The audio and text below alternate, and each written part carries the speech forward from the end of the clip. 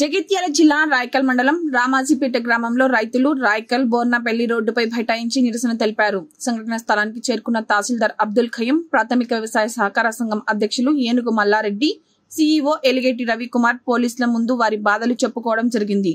రైతులు మాట్లాడుతూ వరి కోతలు కోసి 40 రోజులు కావస్తున్నా ఇప్పటికీ సహకార సంఘం వారు ధాన్యం కొనుగోలు చేయడంలో జాప్యం చేస్తున్నారని, తూకమైన బస్తాలను తరలించడం లేదని, ఇదంతా సహకార సంఘం అధికారుల నిర్లక్ష్యంతోనే జరుగుతుందని, ఒక పక్క వాతావరణ శాఖ వారు భారీ వర్ష సూచన చేసినప్పటికీ అధికారులు రైతుల పక్షాన ఆలోచించడం లేదని, అధిక తూకం తప్పిదాలు పేరుతో ఒక సంచికి 2 నుండి 3 కిలోలు కటింగ్ చేయడం ద్వారా మేము చాలా నష్టపోతున్నామని, ఒక పక్క ముఖ్యమంత్రి వరి ధాన్యం కొనుగోలులో ఎటువంటి కోతలు లేకుండా తడిచిన ధాన్యాన్ని కూడా తప్పకుండా తీసుకుంటామని హామీ ఇచ్చినప్పటికీ అధికారులు రైస్ మిల్లులు రైతులను మోసం చేస్తున్నారని, లారీల కొరత లేకుండా దానికి తహసీల్దార్ స్పందించి ఉన్నతాధికారులతో మాట్లాడి లారీల కొరత లేకుండా తడిసిన ధాన్యాన్ని చివరి గింజ వరకు తప్పకుండా తీసుకుంటామని, దానికి నేను బాధ్యత తీసుకుని సహకార సంఘం అధికారులతో చర్చించి మీ సమస్యను తీరుస్తానని చెప్పడంతో రైతులు వారి ధర్నాను విరమించారు.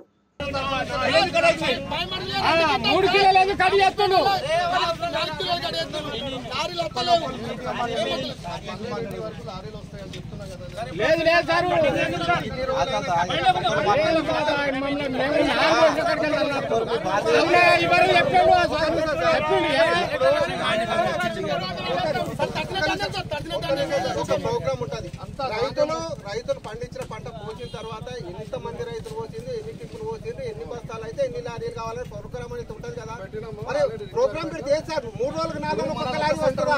వచ్చిన లారీ ఒకటే వస్తుందా? వచ్చిన లారీ ఒకటే వస్తుందా సార్?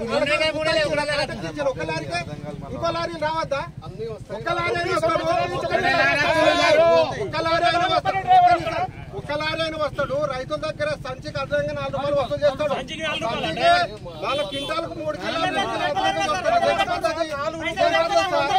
న్యాయం ఎక్కడ జరిగినట్టుంది? అట్లాగా సార్ నేను చెప్తా, మాకు న్యాయం ఎక్కడ చేసినట్టు సార్ మీరు? మాకు న్యాయం చెప్పండి.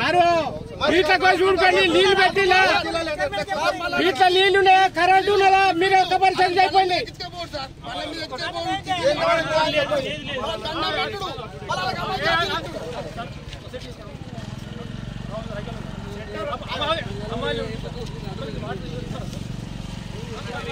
ఉన్నాయా? ఓడి కావాలి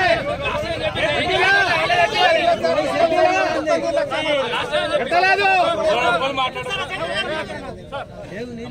కరెంటు ఉన్నదా? కరెంటు అక్కడికి వెళ్ళి ఇక్కడ కాంట్రా రైతులు అక్కడికి వెళ్ళి పోవాలి, బండ్ల మీద పోవాలి, పిచ్చకులు లెక్క దించాలి. ఇక్కడ రావాలి పిచ్చకులు లెక్క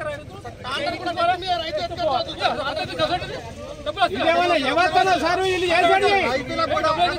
కలెక్టర్ రావాలి, రైతుల దొంగలు సెంటర్ వేయాలి, వాటర్ పెట్టాలి. వాటర్ లేదు, కరెంటు లేదు. రాత్రి దొంగల వాక్మెన్ దొంగలు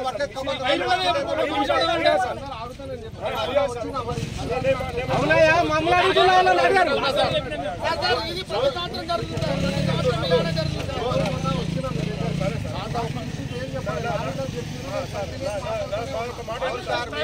ఒకసారి రైతుల మీద